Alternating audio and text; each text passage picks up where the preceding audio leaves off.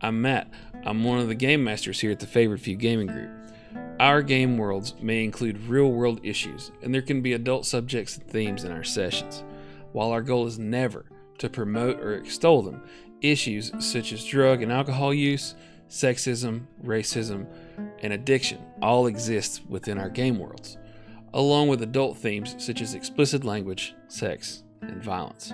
We ask you to remember that this is a fantasy and a role-playing game. Nothing said during any of our sessions should ever be taken as a depiction of who we are as people, nor our political or social ideologies. We are simply players sitting around a table, playing the roles of fictional and imaginary characters. Viewer discretion is advised. We thank you for your understanding. If you choose to continue, I really hope you enjoy the show.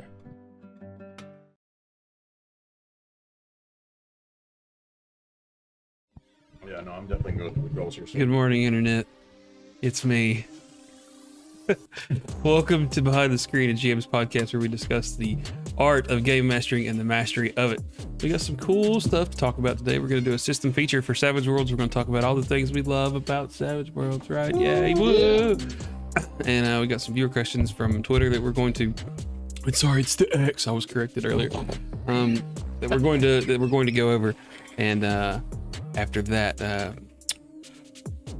we're gonna let Hero talk about his week. Oh, And then we have a couple special guests today. We have Logan, who's come in with his lovely wife, Katie.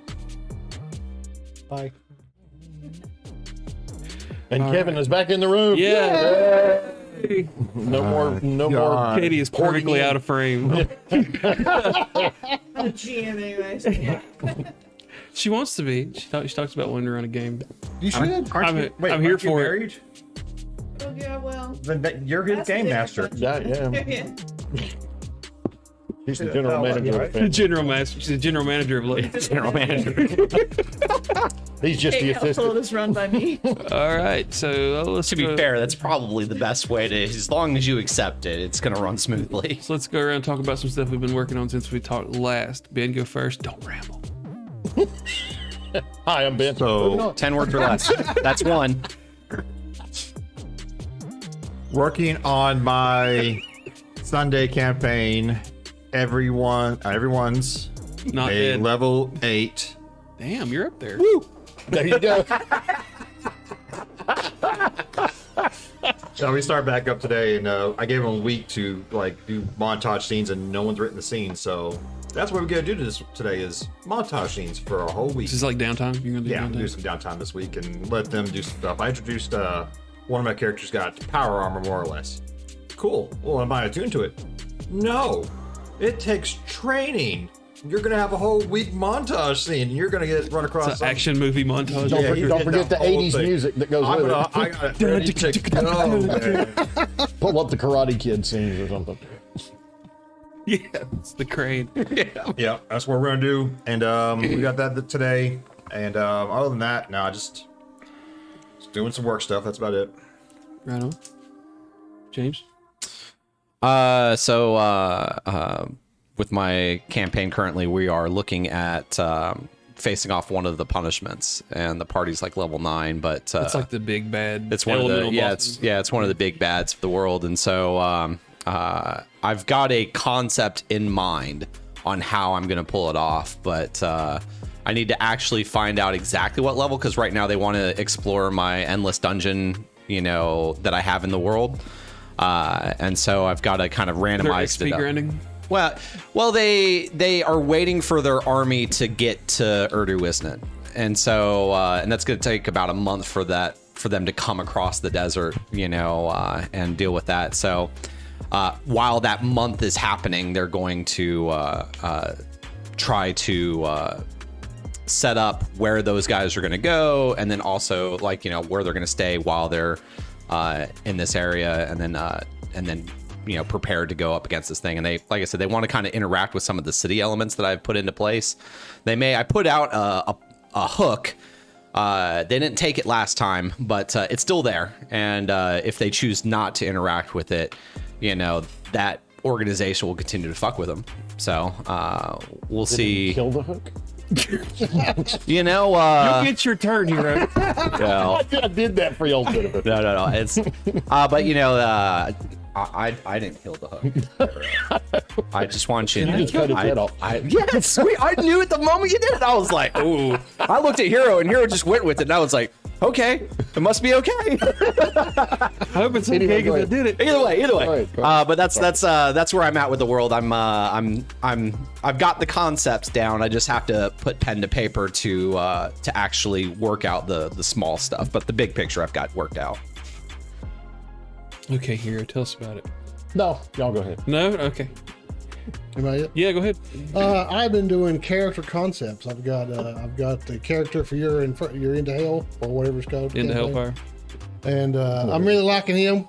So I'm excited to play him on Thursday. And I got 2 characters I got for Hero's game coming up in October. I've got a witch that I'm it's kind It's gonna of be fun. excited to play. And I got your basic dwarven warrior. You know, That's base. It's vanilla. it is, but Well- everybody, I wanted to play a ranger, but we already had 2 other fucking rangers. So I thought, you know what? I'll just make him a dual axe wielding warrior. So You should have just made the ranger and then outrangered the rangers. well, That's how you really ranger. He Well, had to what assert was the- ranger dominance. I wanted to make him hand-to-hand combat. So I just said, well, you know what? Fuck it. We'll just go warrior and be done with it. Is your dwarven guy gonna wear armor, or is he gonna have red hair and run around naked with a look? No, he's not a slayer. Everybody plays slayers. I didn't want to play. That's why, because you've done a lot of those, and I've seen a lot of those. That's why I've actually never played slayer. that's true. Yeah, it's your Everybody- It's your You've You've never played Slayer? He never had. It's his twin brother. Matt's played slayers. I've That never. armor. Pig Iron Demon Slayer. Yeah. Yes. Every time he plays, if you think about it, it's a dwarf. Make a dwarf. Yep.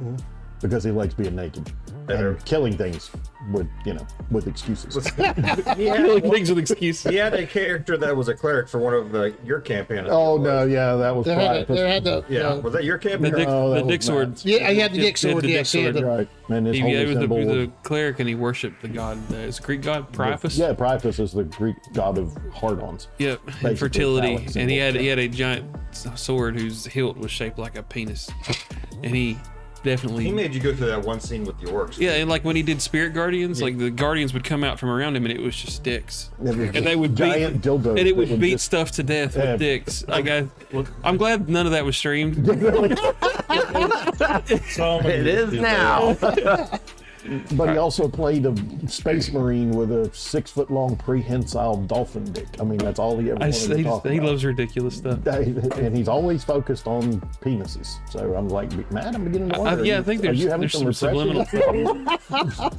He was also a corpsman in the Navy. All right, Logan, follow that. You also see a lot of wiener. He just saw so many events. I was gonna say, you know, call them pecker checkers for a reason. What you been working on, Logan? I've been experimenting with LSD. LSD. with some 3D printed like physical dungeon tiles. Awesome.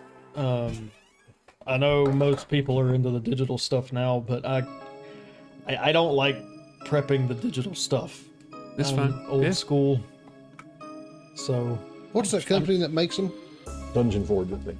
yeah, The one- The is that- Dwarven Forge. Dwarven Forge. There's a Dwarven couple Forge. that are making Yeah, there's a 3D. That's the But one you that can jumps get out the to me. STL files. Yeah. too. Isn't that the one that Critical Role uses? Dungeon, yeah, Dwarven Forge. Dwarven Forge. Yeah, I think it Dwarven is. Forge. Don't quote me on that.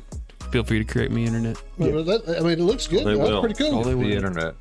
So you got your own 3D printer? yeah, I have a couple of them. Awesome. So And, you can uh, run multiple runs at once. Huh? They're pretty neat. The biggest issue I'm going to run into is finding a place to keep them all. So you have The- resin the- and a filament, the or just all printers- resins, or I have resin. The printers or the stuff you print, or both? The stuff I print. It can quickly. Add up. Yeah, some of the tiles are just odd Katie's shapes, like, yup.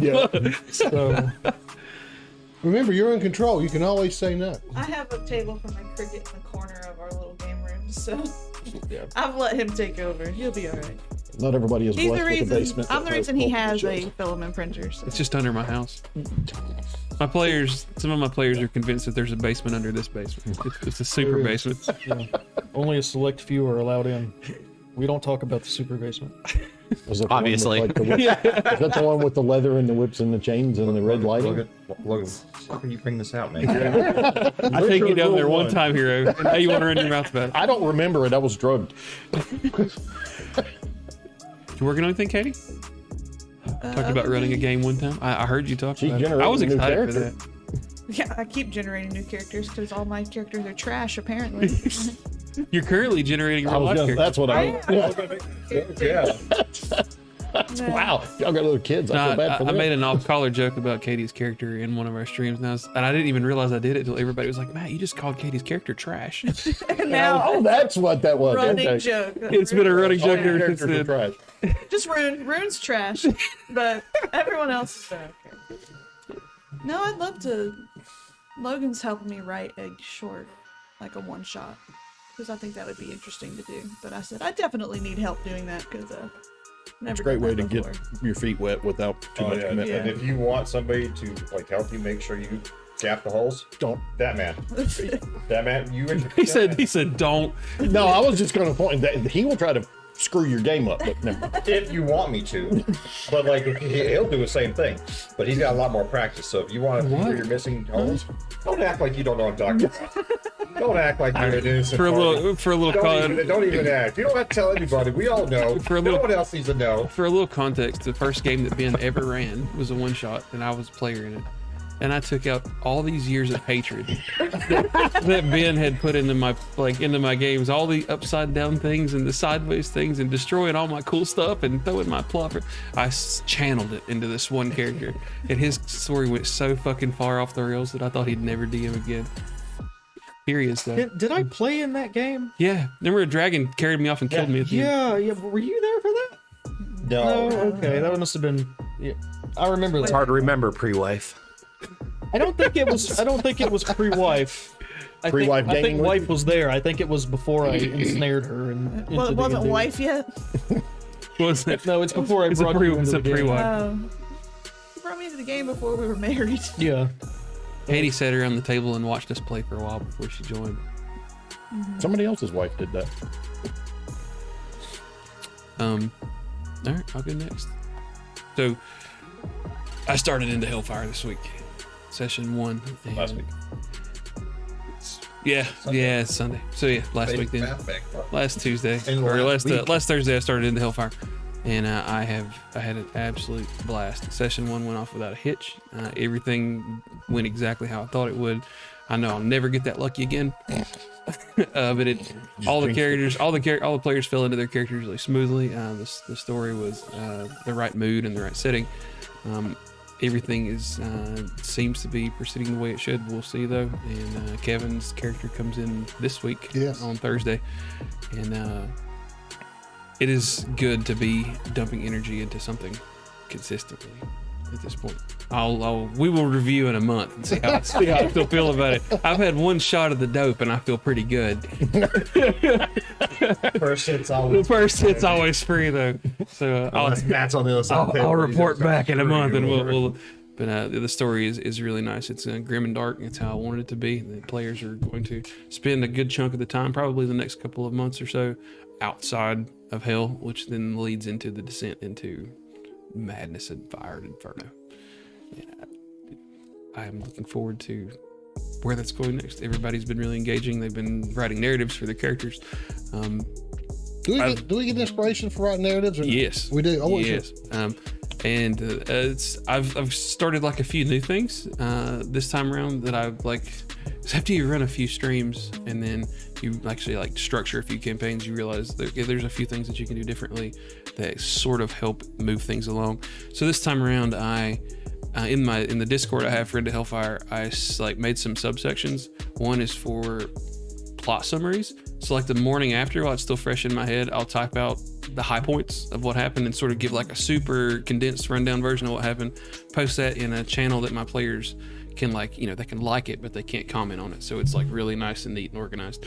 And then I have an NPCs channel where I take the art for each one of the characters that I generate, put up their name, what the backstory about the characters that the players are aware of at the second, and then I have that in a nice neat list. So you're like, oh, who was that guy? They can just click the channel and go find the guy. Yeah, I like that. I and looked then, at that. and read about that. And I have little notes that the players can't see that says the voice was like this, or and so it reminds I can fall back into that character if they want to talk to them again.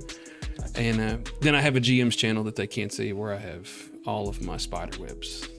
It's actually have a few in case emergency happens. Break glass, you know. I have one or two of those sitting in the pipe. So bring it, Kevin. What No, it would be more Ben than it would be. yeah, it'll be being true. First off, that's true. I don't do it on purpose. Okay. My running Saturday night game we've slowed down. We're pretty casual at this point. We stopped streaming it because it was getting to be a little stressful, and we just decided to fall back into just like we're doing like some adventures leagues, one shots in 5e, and we've just been having a lot of fun just playing the game. And it's been a revival of kind of why we started doing it in the first place, and I've really been enjoying. And it's also because we're running out of weekends that It's true. Logan and I can both be a part Yeah. of that group too. Yeah, Katie's about to pop in October, and so they have like one or two weekends left to play, and we decided we were just going to kind of relax the story a little bit and just have some fun. I think we're all convinced that after Katie recovers, she'll be showing up, and we'll be like, "Oh, where's Logan? Oh, he's home with the baby." Yeah, that's it. I'm going to play D&D. You stay home with the kid. You're gonna get a text message. You coming home anytime soon? Middle of sesh. You're like, I gave birth, you didn't. You I get can to go handle it. play D&D. So welcome to a very special edition of Behind the Screen, where Matt doesn't trauma dump, which has been the case for the last few months. And let's let Hero trauma dump. So Go ahead. Tell us what you got, Hero. Well, I've got my gaming club running at school. We had our first meeting yesterday, Friday, sorry, not yesterday. And the kids decided on what day they're going to be meeting. They divided up into who's doing video games and tabletop and card games and all that. I've already had a good number of them beg me to run something, and I don't know if I'm ready to put that kind of energy into it yet, but we'll see. How many role players do you have? Oh, God. If I said I was going to run something, I'd probably have a dozen. I figured you was gonna have a shit ton. Yeah, because they think it's the coolest thing in the world to have a teacher who is What's the schedule for that like? every week. But like, is there a day and a block Yeah, at a time? yeah. Well, no, it's after school. They decided on Tuesdays from 3 to 5. So I'm like, hey, I'm going to be that. My day will start at 4 a.m. and it won't end until after 10. But that's okay. That's okay. But you're breeding the next generation of role. I am. Last year, I introduced a bunch of them to first edition. I mean, in terms of old school That's roll hardcore. 3 dice. Thaco, baby. Let's Yeah, go. we were doing Thaco. We rolled 3 dice 6 in order for their stats, and it was hilarious. Watching some of them and the characters they created, and just having to basically hand wavy them everything like, well, can you climb up the bridge, the collapsing bridge? Oh, give me a dexterity check. There are no skills in first edition. It was basically just, whatever the GM said you needed to roll. So, and then I'm getting a Savage Worlds a Pathfinder for Savage Worlds. I keep trying to remember the correct order, or it's just Savage Pathfinder. That is not going to be streamed for the first time probably in my life. I'm going to be running it out of my house. I'm looking forward to that. I gave up my garage. He's running in his garage. To what? So you run it in your garage. I'm running it in my garage. Which is cool though. It's nice. You got to understand how much I like parking in the garage in the winter, and I don't have to go out and scrape windows, but I'm willing to give that up so I can run one in my garage. Went out and bought a table from Habitat for Humanity, cheap, and I'll just have, it's going to be old school. I don't have TV screens. I was thinking about maybe mounting the projector so I could. Then I was like, nope. It's going to be old school, but it will be Savaged Pathfinder. And I'm really excited about that. That's I have a fantasy itch as well, in the sense that I like to play fantasy. I just think in some ways it's more wide open, but I also like gun games. I like games with guns and futuristic stuff. So that of course takes me to the Interface Zero, and Matt and all these guys keep alluding to some kind of trauma dump. I have to just flat out admit that I have failed to engage the characters in the story. Whoa. Easy. No, I'm just saying it's my fault. I don't necessarily think you failed. I feel like that's a little harsh. If anybody was watching the stream, it's the team is having a hard time gelling, and I don't know. I mean, in the sense of everybody around the table likes each other, loves each other, we're all good friends, but it's like the characters just can't seem to. That's a little strong there. Okay, well, we don't like Ben. Nobody likes me. There we go. Let's be honest here. Hey, you okay? invited that, okay? That's why I play the medic, so everybody loves me. All right. No, it's just I don't know. It's up to the group. We'll decide what we're going to do. It's not really a trauma dump as much as it is. So what happened? What in your mind? What happened? That I failed to engage the players, and they don't know why they're here. They don't have a reason to engage with their players, their characters. To be perfectly honest, the world is very grim. It's very dark. But for me as a game master, I like seeing the progression from, and this is just something that I realized about myself. I like seeing progression from absolute utter neophytes who have no chance of, taking on any kind of, serious opponents to becoming awesome, dominant, I can take on anything. I like seeing the development. Blame me as a teacher. I like seeing growth. I like seeing people start off not being able to do something, put effort into it, get better, get good, noob, and then become amazing, because to me, that is so much more fulfilling.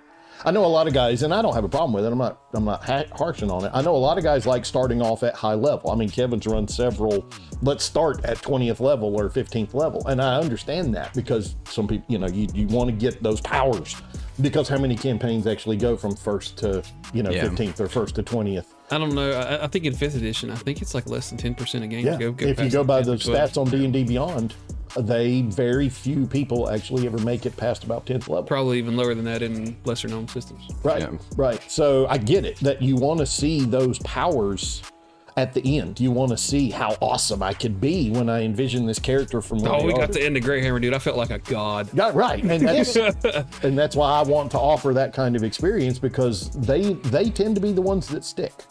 I mean, how many campaigns have Kevin and I, because we've been rolling dice together for 32 years now, 31 years. Roughly. Yeah, it's been a long time. And how many have we started and played and stopped and started and played Only a and stopped? handful, really, yeah. I mean, in the sense of how many have we gone from beginning to end? Only a handful. I mean, Right. I can't think of maybe 5, maybe. And I'm just trying to think. I think I've run all of them.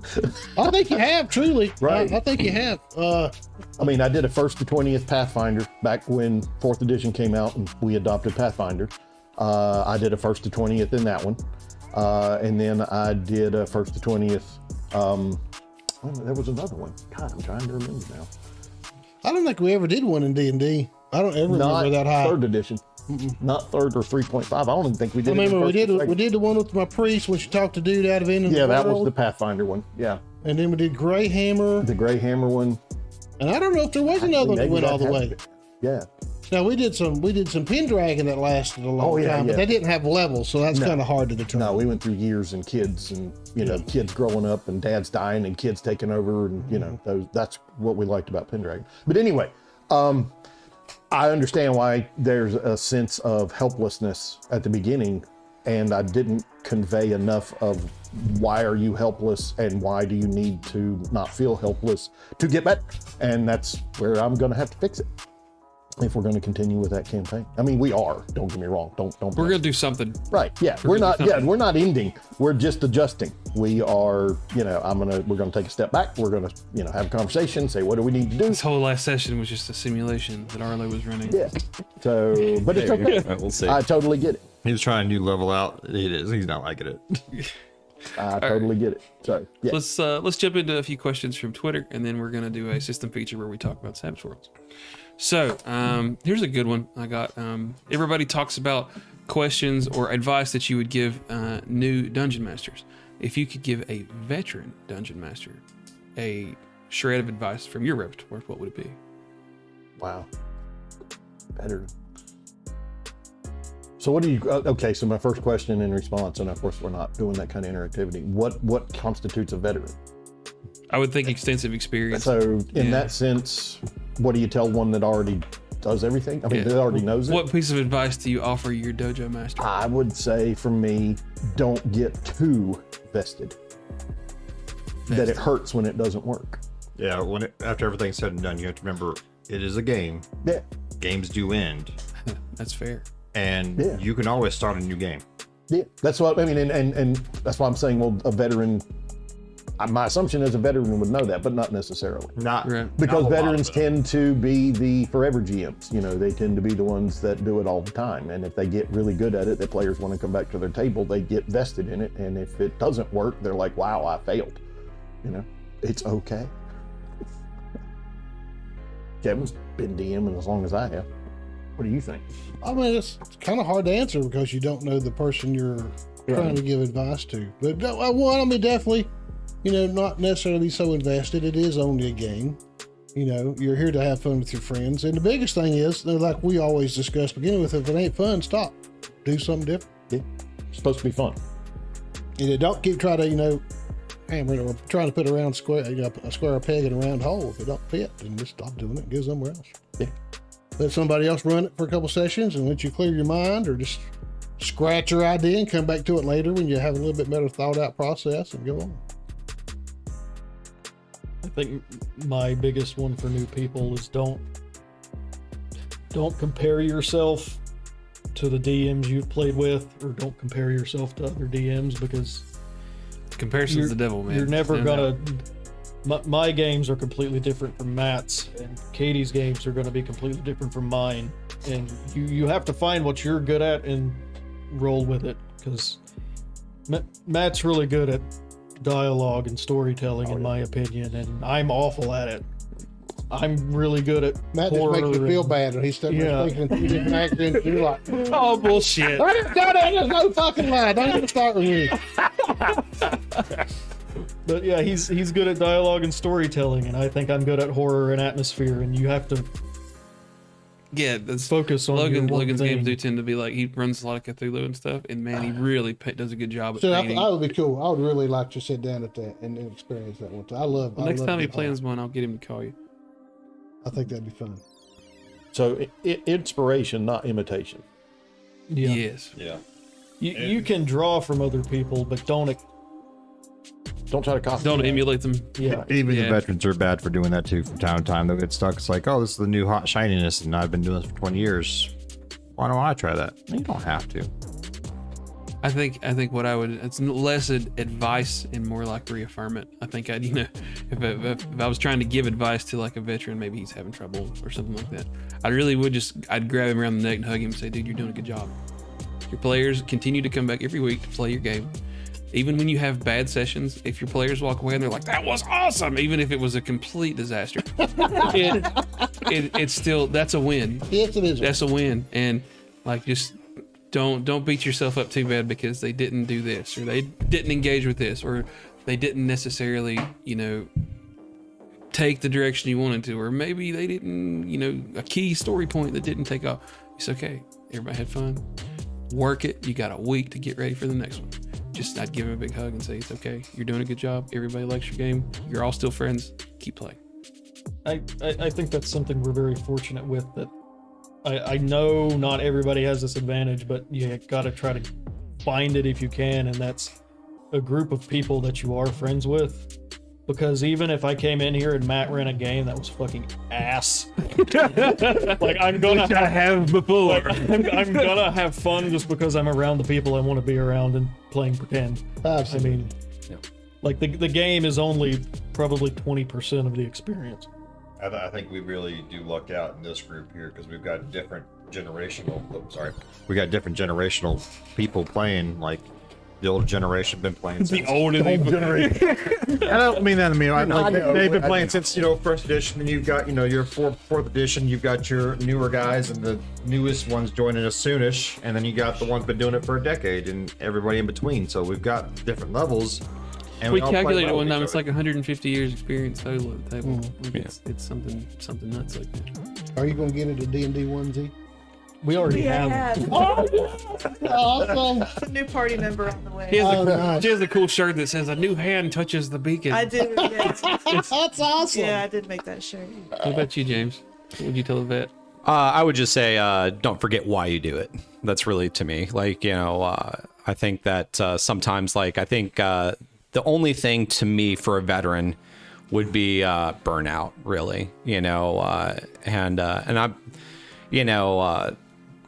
everybody knows that for me, I always, like, when I'm a player, I always have 2 or 3 characters. Always got one to pipe, don't you? Exactly. Yeah. I always have concepts in my head, so, like if, when Matt kills me, it's like, well, time to pull this one out, and if a story is like, How does he know? I'll just send a character on. I'm probably the most comfortable with saying goodbye to a character, because then I can introduce a new character. I'm pretty comfortable. I'm like, if I show up to session and you kill my character, I have another one. If I show up to the next session, you kill my character again, I have another one. Matt knows this. It does. It's pretty much When I need a never-ending dramatic character death, James is at the top of my hit list. Yeah. Because I know he's got one. Yeah.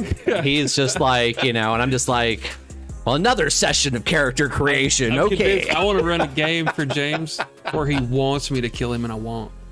So I'm gonna make him play this character to the end.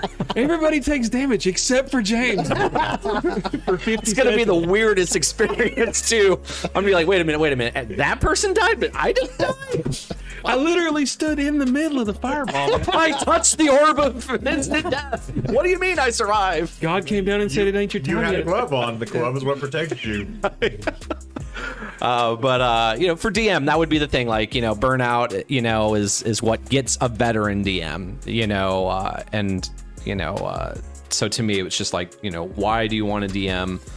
And sometimes it might behoove you to just step back and be a player, so that way you can kind of see some other things, maybe get your energies, realigned. If you're the forever DM, then at that point encourage a player and just say, hey, you know what, I want to be a player for a little bit. Who wants to step up? Let me, help guide you if you need assistance.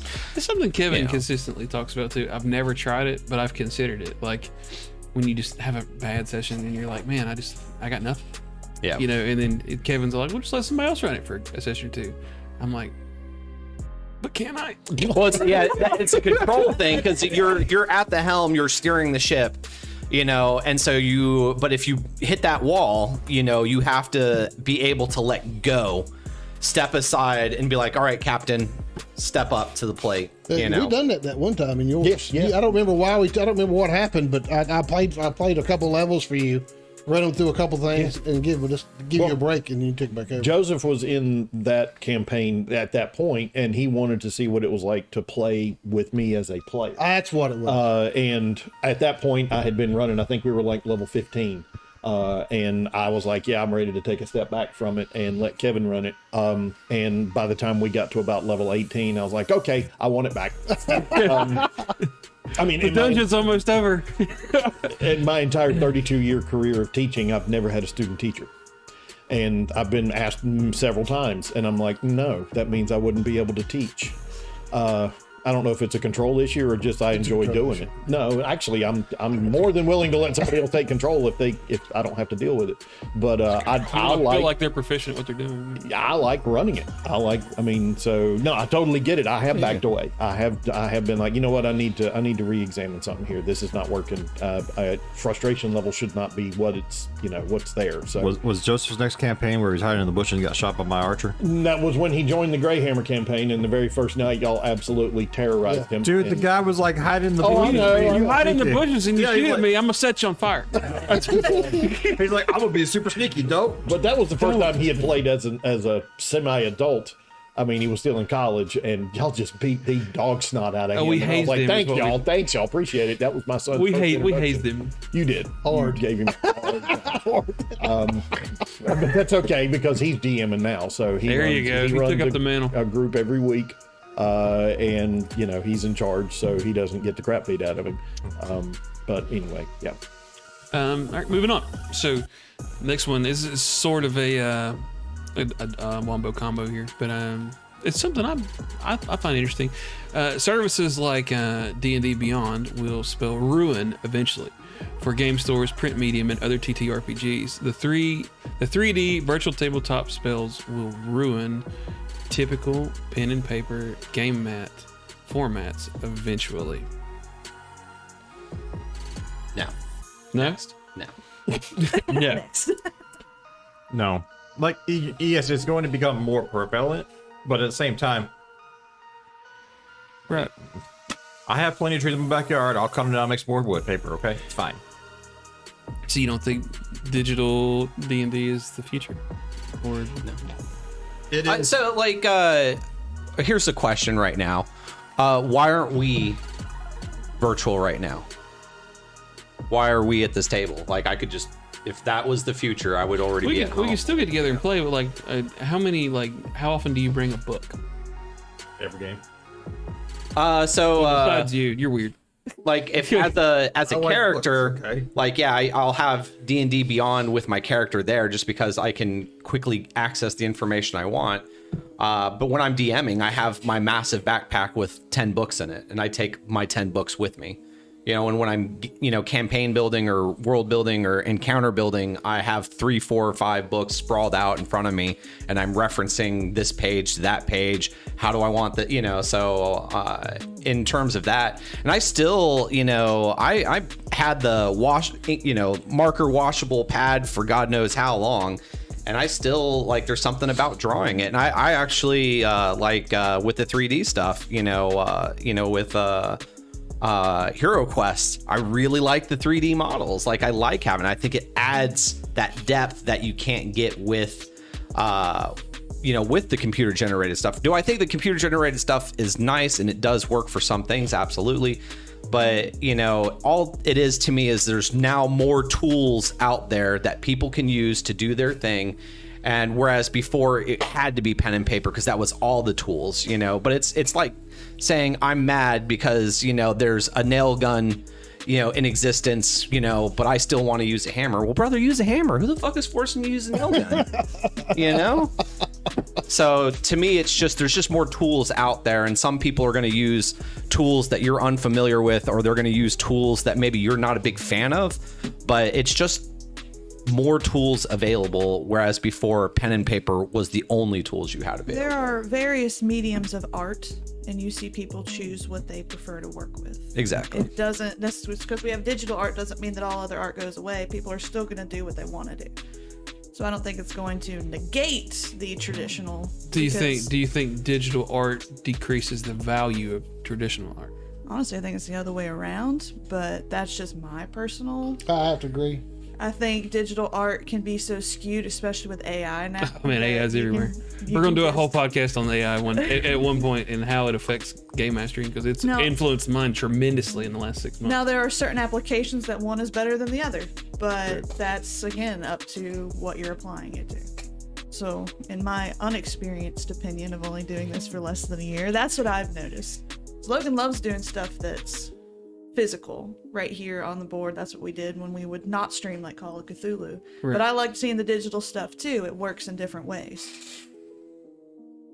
I mean, honestly, it's not wrong. It's just another tool in the tool belt. That's all there is to it. If you like digital, have fun. You like pen and paper, have fun. You like the combos like we've been doing with the streaming, have fun.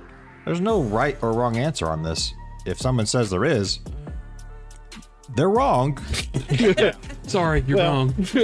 You're trash. You're trash. From a more historical perspective, though, got to put on that mode. Well, you are the older generation. Everybody that needed it had a horse. Today, it's a niche rich man's toy, right? When cars first became something that we all used, my dad could take a car engine out of a car and replace it in a day. Within 5 or 10 years, all the car manufacturers will basically have it that you have to take it to a dealer in order to work on your car. John Deere's already doing it. They're fighting the right to repair that farmers want to be able to work on. No, you have to go through a John Deere dealer. And why do I use that as an example? Because there are still people playing first edition because they have books. Second edition, third edition, whatever, but it's in the corporate interest to make them all dependent upon their platform. Oh yeah. To pay the evergreen recurring fees. I mean, how long will it be before D&D Beyond is a monthly access? I mean, it already is a subscription fee, right? I mean, Kevin, you bought hundreds of dollars worth of books that you already had. right? I mean, you already had the PDF. I mean, you already had the physical books. I mean, I don't blame you. I'm not harshing on you. I'm just saying that they're going to get you to play. I mean, to pay to play. And at some point, the pen and paper, no virtual tabletop will be the niche tiny market, because all new players who are coming in who are just now, rolling stats, I'm looking at the baby coming, all they will know, unless their parents or their, somebody like older introduced, all they will know teach her the old ways. Right. Yeah. Let me teach you the old ways, Padawan. That it's in corporate interest to make it an evergreen. We're constantly going to have to pay for it. I don't think it's going to kill it. I just think it's going to push it to the niche. Because, I mean, we're lucky. I mean, we are very fortunate that we have a regular group that meets and we're close by, and we can, I mean, even though, James, you're driving all the way to Winston, I think, for your sessions, right? Yeah. That's a long drive. Yeah. That's a huge time commitment. There's a lot of people who just don't have the advantage of having a permanent present group. I mean, I know, like I said, Kevin and I have been rolling Shiny Math Rocks for 31 years. How many people have that? Yeah, a few people can boast that. In this gaming world, right? I mean, honestly, we've got our Tuesday game, Yeah. and then that split off to our Thursday game, and that split off to my Sunday campaign because There's a lot of games flying around. Right. But If you're in our friend circle and you're not playing D&D or Savage Worlds, Because you don't it's want because you choose don't not want- to. So I'm just saying that, the more that the corporate world can make sure that any new player coming in, this is their only experience, the more money they're going to make. And I don't think it's going to kill it, but the word ruin was used, not Right. kill. I mean, on that note right there is if they go that route, and everybody knows D&D, no doubt in anybody's mind. Well, at this point, yeah. Yeah. Who knows this one? Well, that's why. And Well, that's- here's why we're going to talk about it in a minute. Yeah. So I have let me throw in 2 cents real fast. I think the nature of D&D is what we see around the table right now. Katie, when did you get introduced to D&D? Exactly. Right, exactly. So that's the nature of D&D. Like, can you, if I lived in Cheyenne, Wyoming, population 50,000, and I just couldn't find anybody, because it's such a small community, or if maybe Laramie, Wyoming would probably be a better example. Because there's even less people. But, you're out there and you're kind of like, well, fuck, so then yes, D&D digital is going to be how you have to play. Yeah. But I've, everywhere I've ever lived, it's, I've used, group finders to find people to play. There's usually a local game shop. I get in there and they're like, oh, well, have you met Matt? Matt's a DM. He runs, and if he doesn't have room for you, might know somebody who's running. You know what I mean? There is a massive, D&D is such a massive social thing that, to get into it, you have to, go to the shop, say, hey, who's running sessions? Can I run a session if nobody's doing it? What's the interest level? I've done that. People just be out here running games? That's to me, there's such a Used to social never aspect happen. of it that I don't think that, the way it is, it's generation to generation naturally. I think that you're going to run into people and they're going to say, hi, I'm Matt, I'm a DM, you seem cool, come join my game. Cool. You show up and you're like, I've never played before, this is my first time. What DM is going to be like, well, get the fuck away from my table. Right, We're right. all excited, like, sweet, I can mold you. So then you get into it, you're Build them in like, my- well, this is how you make a character, let's do it, Let's get all those bad habits out of the way. right? but that's the nature of it, and then to me that's why I don't think that corporate D&D or game control organization.com can truly own these things, because two, there is a lot of competition in these fields. If you're like, hate Dungeons and Dragons, Savage Worlds, Right. GURPS, we all know Pathfinder. multiple systems that exist that are perfectly capable of filling that niche, and you can just say, well, I don't, you don't like Dungeons and Dragons Right. anymore, you like Savage Worlds. That's your preferred system. Yes. So to me, it's not something where you can get forced and locked Thanks into for something liking like the this. video, Kristen. She's watching. Oh, is she? Yeah. But to me, that's why I don't think that we can get to a place where corporate game mastery owns our imaginations. I think if that comes to that point, I think people will shut it the fuck down. Exactly. Yeah. And they'll Yeah. just Well, I leave it mean, up. saw what happened Yeah, to D&D yeah. this last time, where Yeah. they tried to The go a OGL. little bit more corporate, and it was a huge. It Yeah. was a like we even were like, yeah, we even turned on them for a while. Yeah. you know, so it was they realized like there was a level of corporateness the community is willing to Won't accept. tolerate. Yeah. Yeah, but there's also a level where we're not. Oh, you yeah. know, That was and like so a stand of solidarity at Yeah. that point. It was. yeah, you know, games masters and players unite. They Yeah. were asking We about fought that on dragon. on my Sunday campaign. Like, what are we gonna do with this? Like, do you have the book we're playing with? It's like, yes. Doesn't matter what they do. You've got the book. Yeah. I mean, Well, and that's why I was being a little pessimistic. I don't think it's going away, but that's why I'm saying that, you know, they were tone deaf and they made a jump that they got smacked Yeah, down they for. did. Yeah. You And got the burnt people hard. who were responsible for that are probably being kind of, you know, pushed off to the side. Oh, but there are very they're gonna, instead of It was a teachable smack you in the moment. face, they're gonna Teachable slow grow it. right. Yeah, no, they're gonna They're gonna gonna still do this, but instead of doing it in like Right. a month, they're gonna do it over 10 years, a decade. because corporations are immortal. I mean, Yeah. you know, they don't depend upon the life cycle of one person or one game. But So I'll be the as atypical, right? I'll be the guy that embraces the future. I do think digital Dungeons and Dragons is the future. I think that virtual tabletops. I think physical models will go the way of the dinosaur as we move forward. And I hard to say. That's hard. I think it really depends on what you like. it does. Yeah. But I feel like, all right, so let's zoom out for just a second, because we get caught up in our little friend circle quite a bit. So if you zoom out way, like as the hobby as a whole, I would like to know the number of people that are engaging in Dungeons and Dragons and Savage Worlds and all these other systems online versus in real life. I would like to know how But many people. that would be a cool number to know. That would be a cool number. I would like to know how many people are going to the table to meet every week, like we do, and then how many people rely on, you know, virtual tabletops like Foundry and Roll20, and to play with their regular group. You know, well, I mean, how many people? Some people just don't want to leave their house, man. I think You it's know? a crossover thing. I don't.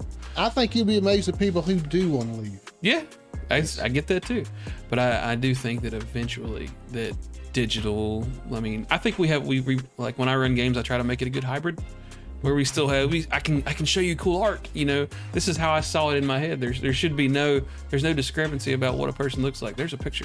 You know. oh yeah, no, I've embraced that for its color, if nothing else, Yeah, for the visualization. And as a dungeon master, you don't have to waste energy describing endlessly what somebody looks like, or and it's a time saver, and I think it's a leap forward as far as shaping the imagination and the visualization of what you're trying to convey to your players.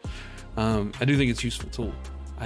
But I also think that eventually this is going to be all there is at some point. I believe that people will show up to play Dungeons and Dragons and or whatever, and they'll bring nothing but their iPad.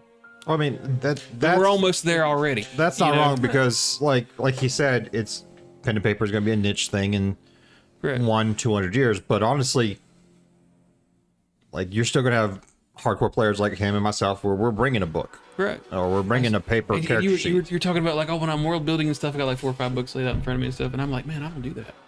Like when I'm world building and story building and stuff, I got like 5 or 8 tabs open in Chrome. Yeah. You know, and I have a WordPad open, and I'm milling about. I've got 2 or 3 screens on my computer upstairs. Oh, I do all my creating I got stuff, and digitally now. Yeah, it's like, I still love that, but you can do that just in a different form. Yeah. And I'm like, are we there?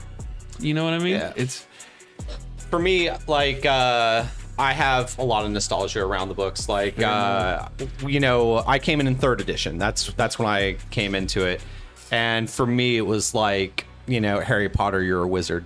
Like literally I had that experience with opening up the book for the first time and exposing myself to it, and I was like, oh my god. And I was hooked. Like it was the light shone forth, my eyes got wider, and I was like, what is this magic? So for me, like, I like the feel of the books, that tactile response, like it's there for me. But it's also like what Katie was saying, was I think that there's people that like charcoal drawings. I think there are people that like Renaissance art, because I think modern art is crap. I hate it. I think geometric shapes and 3D is bullshit and very lazy. I think modern art is the laziest form of art that has ever existed. Let me add to that real quick. I was actually in Asheville, and I was walking past an art gallery at night with my ex-girlfriend. This is like 12 years ago, 13. years ago. I opened this was Don't Ramble. Too late. It's too late. too late. We walked past, and there was an art gallery with photos. Cool. Of art. Yep. That was the art gallery. Photos of art. Photos of art. Photos of art. It's like an NFT. So I was like a joke. I took a picture of my smartphone, took a picture, and I looked at my ex-girlfriend, and I was like, am I an artist now? She's like, no. Well, then you go like, No, you didn't put your picture on Etsy for $100. that's what it was. But I Do you will. remember? I'm sorry. Go ahead. Kim. No, you're fine. But I will say there is an accessibility to online digital that is much greater, because just him talking about the 2 printers that he has, I know I bought one of them, so I know how much they are. So having to your own models and then going in to paint those models and then a lot having of 3D investment. dungeons and then having the mats and then places to put all of the stuff that gets printed. Having the digital definitely has always been something that's consolidated. I'm a huge computer person. I'm not going to say that it hasn't ruled our world for a very long time. It won't continue to rule our world for a very long time. But there is, The AI overlords. So someday. but there is that accessibility. That's how you get all these new people in. And I can't imagine trying to schedule a fucking session without a computer. Yeah, Say, we used to we'll make be phone calls. remember to be here next actually Thursday at 7 right before everybody leaves. Half No, people, we actually had to forget. do rounds and rounds of. Well, Todd said he could be here tonight, but I haven't been able to get a hold of Making Sandy phone yet. calls and Yeah, shit, no, having we to talk to literally people. had to here's your do. appointment card. Yeah. I mean, we had to do like round robin phone calls before we had texting and Discord and the internet, because we've been doing this before Before there you was an had internet. cell phones. Right. Yeah. I mean, before we had cell phones, you just had to pick up the phone and say, well, I'm going to call Todd. And then, you'd call Todd, and Todd said, well, I can be there at 8. And then you'd call Sandy and say, well, I can't be there till tomorrow. And then you'd call, Wesley and say, well, Wesley, we can't be here till tomorrow. He's like, well, I can't play tomorrow. Yeah. I mean, it was just a constant round, but you worked it out. What- I mean, hell what yeah. do we do now? Or we We- just we- set it aside as we are going to play every Friday night. Yes. And if you didn't show up, because we had a rule, if you didn't show up, you had 2 choices. Your character either didn't get XP, you were just kind of hand waving out of the picture, or if somebody else drove your character, there was a good chance your character would die. I mean, seriously, that was the risk, because What's that somebody face else for, Katie? When I had to run, was it Bungoro one time, and I was shitting myself. No, I mean, Yeah, she there was was so punch it. stressed out. She was like, punch it I don't want Logan's character to die. Right. I was trying really hard to make it stressful for you you. had to make a choice. Do you want XP? Well, then somebody else is going to drive your character, and the chances are they're going to die. If you don't want XP, you're behind. Everybody else. Rolled a punch. That's Rolled all a I punch. did. I think the whole virtual world and stuff really depends on how you are brought into the game. Because when I started, I remember going to the Caves of Chaos with Star Wars minis on a chessboard. Yep. And then I can remember buying our first box of D&D miniatures. I'm talking like the 20 millimeter fuckers made of lead that looked like shit compared to what you see now. I have a player. His name's Jamie. He's an older gentleman that plays like And, every few times. But yeah, he's got that. I mean, we grew up with miniatures until you introduced me to Arkenforge and stuff. And I'm like, holy shit, this is gorgeous. I mean, both my kids grew up with miniatures. They still love them. They'd rather play with, I mean, they like the maps. They think they're cool, but I mean, both my kids play ghetto D&D. They play with, in college. Well, see, what I With want mats and minis. is I want the minis that interact with the screen. Because We can do that with a small investment from chat. to be quite Minor donation of $99. I've seen what you're honest, talking the about. tokens on the Yeah. screen, I do not Well, like. Arkenforge has a system now, the touch system where it's on Amazon. I think it's $150, and you buy a laser ring for the outside of the table, and, Oh, wow. and it sits on top of the TV, and then the map displaces onto the, Right. and then you set the minis down, and when the mini sits down, they break the laser, and it knows where each mini's on, so you can move minis around your table and still use a digital map. See, that's gonna be my breaking point, because right now this amalgamation of like 6 different monitors and cables I don't like. So if this is step 1, I want to know what step 5 is gonna be.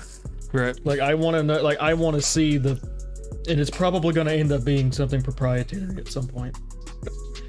But I want to see where this is going to be in 10 years, and then I'll make my decision on it. Because right now I don't We like got it. a lot of games to play in 10 years. So. Yeah. I'm here for the future. I mean, baby. I like the Arkenforge maps. I like the virtual maps, but I like miniatures better than tokens. Because the main reason it's just easier for me to see them. right. Yeah. I mean, I think tokens are cool. And but I mean, and I have embraced. Remember, and I was going to ask you this. Remember when the second edition AD&D came out with a CD-ROM that had yeah. the character builder on. Oh yeah. And oh my God, we were all like, this is amazing because everything we had done up to that point had all been paper and pencil. We didn't know any better. Now I think some of them, they wouldn't want to build a character.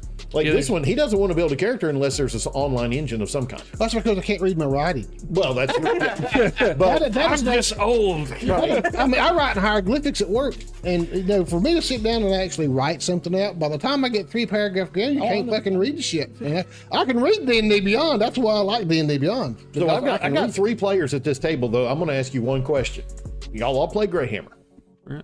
Was the end session as good as it could have been? No. Why not? Because we weren't in person. Because we weren't in person. Right. And what I was going to say That's is, right. We weren't. We weren't in Because it was COVID. because wasn't it? COVID sent us home, and I We would have never made it. Karen would have been fucking balling in the floor. Oh, I She know, would've- but that, what I'm She's already because tore up. I didn't want to put a hiatus on it until COVID was over because we had no clue. It could have been a year, it could have been 6 months, it could have been 5 years, and I didn't want to wait that long to come back because we were like 3 or 4 sessions from the end, and we were so close, but we had to go home. We actually decided as a group this is too risky. We went on Fantasy Grounds. Yeah, We went on Fantasy Grounds. We all made. I get emails and all the time. although I had all these hopes for this epic ending, and it was epic in what we could do with it, it just didn't measure up. There's an impersonality. Right. though. And the thing is that if you have never known anything but online, you don't know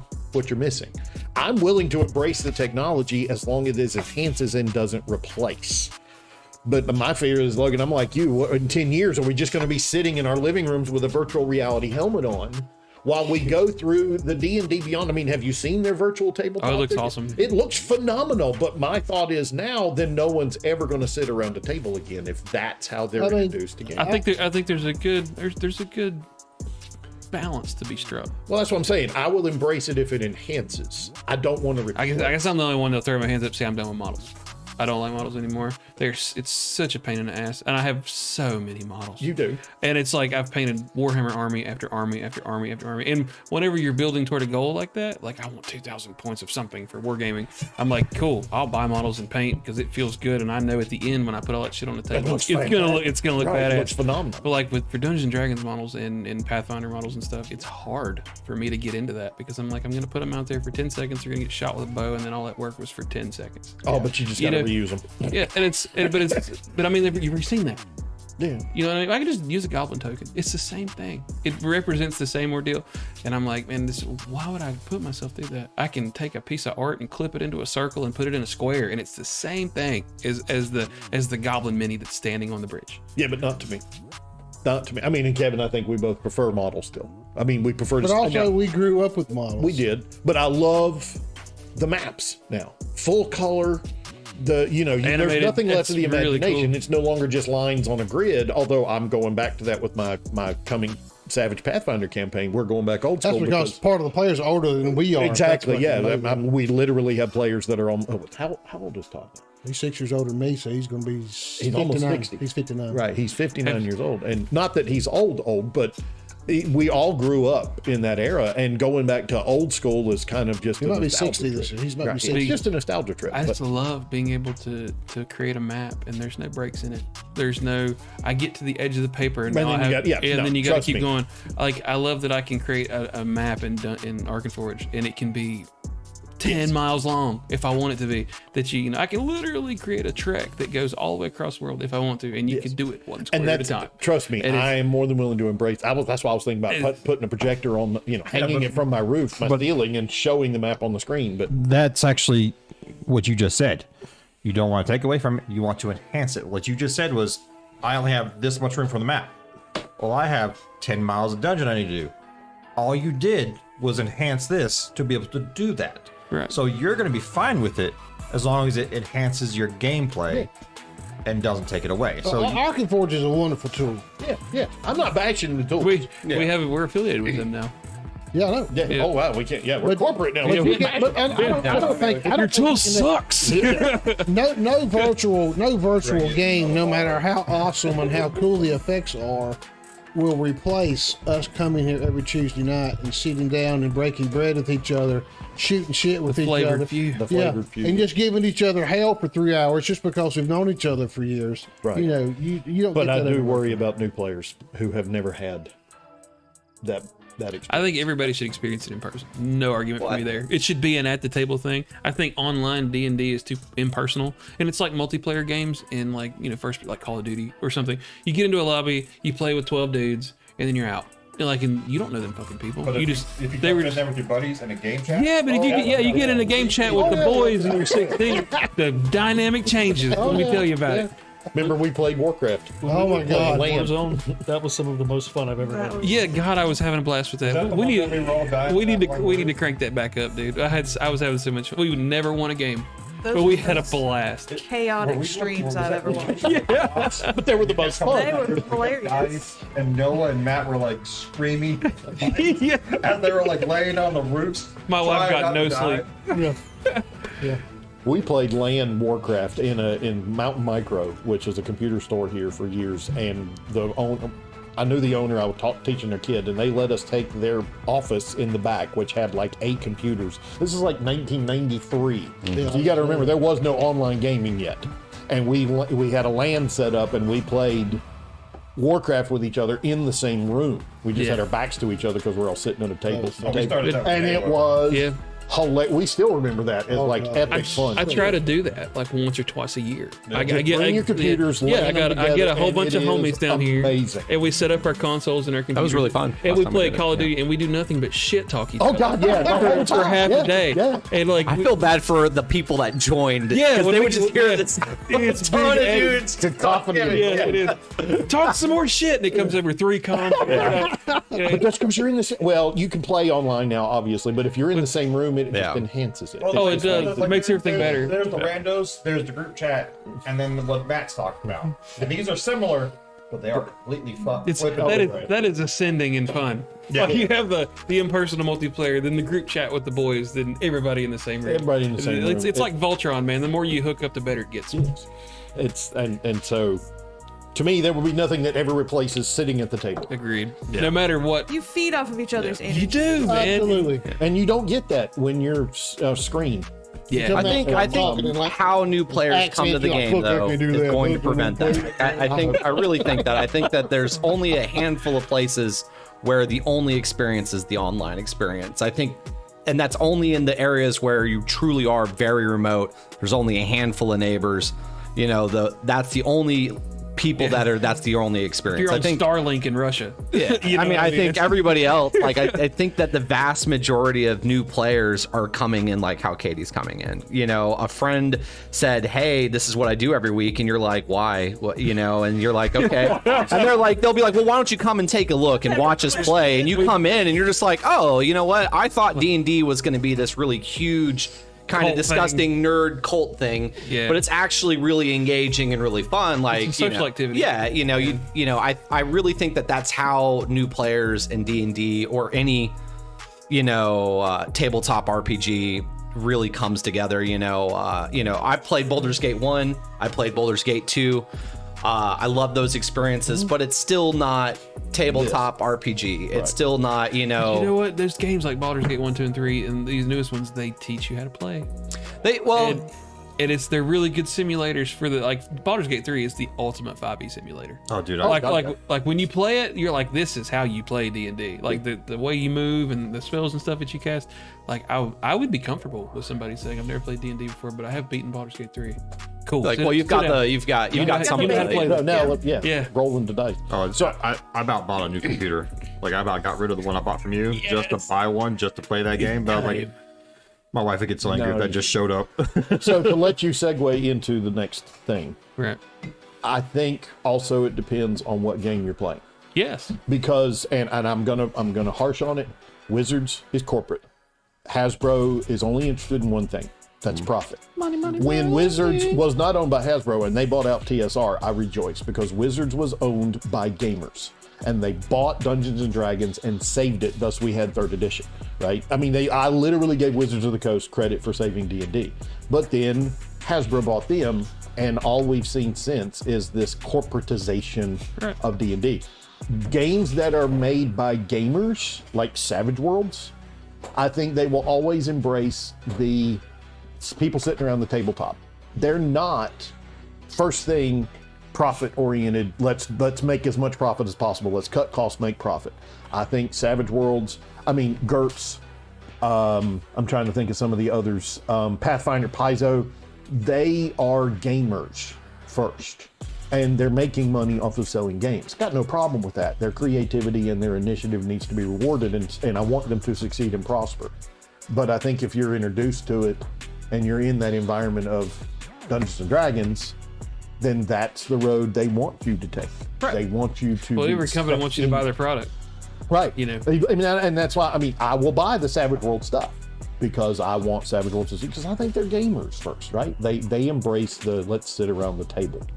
Rather than, I don't think D&D, I don't think Wizards of the Coast and Hasbro would get a flying flip if anybody ever sat around a physical They table. definitely want you to buy their products. They want you and to if subscribe that to- is digital and they want you to subscribe to their thing to play in their online BTT or whatever, that's what they want you to do. Because if you don't renew your subscription to D&D Beyond, you just lost $400 worth of PDFs. No, you don't lose your books if you use your subscription. don't? You just lose the ability Okay. to share them with other people. Yes. Okay, well, what happens when D&D Beyond is folded into something else? It already has. already It's has. folded in. That's what I'm saying. Wizards All owns it now. takes is a stroke of a corporate pen to say, well, we're sorry, but we've changed ownership and that all of our previous agreements no longer apply. You just That's lost everything. literally what. But the I mean, 10th that's edition corporate thing. America in general, though. I mean, look Right. at Amazon or somebody. If you buy a movie on Amazon, you don't really own that. I know, movie. that's the thing. You It don't. is- you license it to Right. watch it whenever you want, but you don't own It's it. buying ebooks. Ebooks were marketed at first as so much cheaper. We could sell them for 99 cents because there was no production or print costs. Yeah, no value. Now ebooks cost as much as a printed book because every penny of that is profit. the digital age, baby. I know. right. So I'm just saying. That's why I wanted to segue. Anybody got anything else to add before we move on? I forgot the question, to be honest. We were ranting Digital about going to digital rule. digital Okay. lifestyles, No, you know. no. Good. All right. So we're gonna move on. I'm gonna change the screen to where we can advertise the pretty logo. There we go.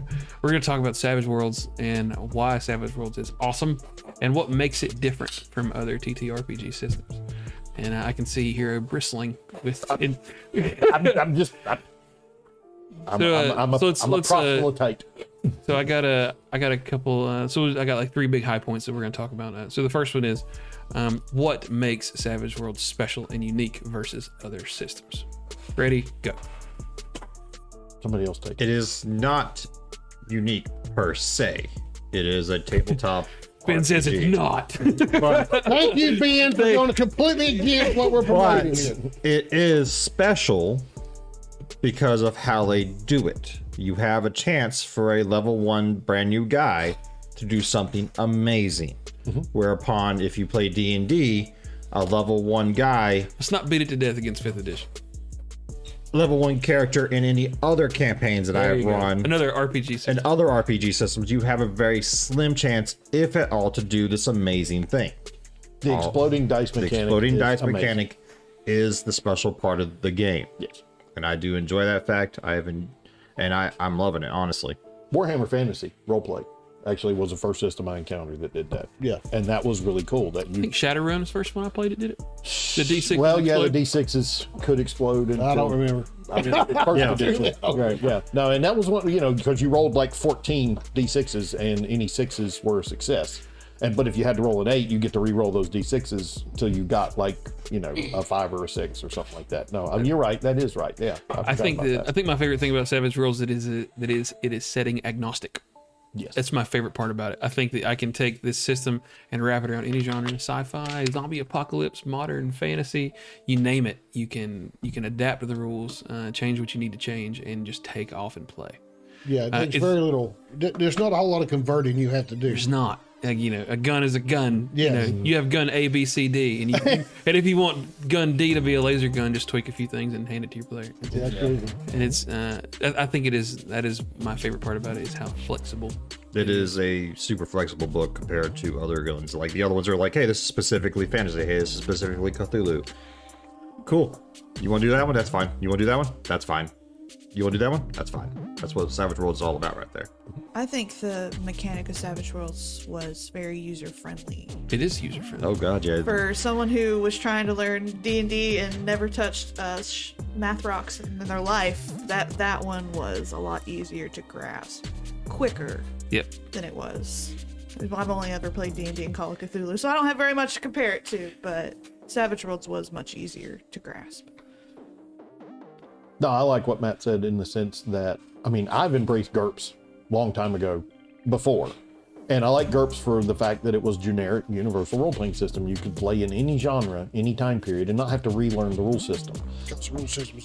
Well, that's the thing. And I'm not bashing Steve Jackson Games, and I'm not bashing GURPS, but GURPS was incredibly crunchy.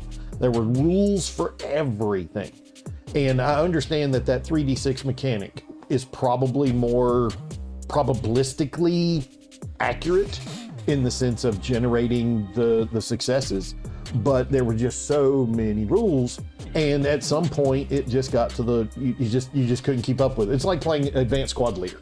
I mean, ASL has literally stacks of notebooks, and if you're into crunch, well then yeah, it's agnostic in that you can play in any genre, you can play in any setting, and you don't have to relearn another rule set. True story. I'm not a rules guy. I mean, I will do the rules because that's how the universe works, but I got confused.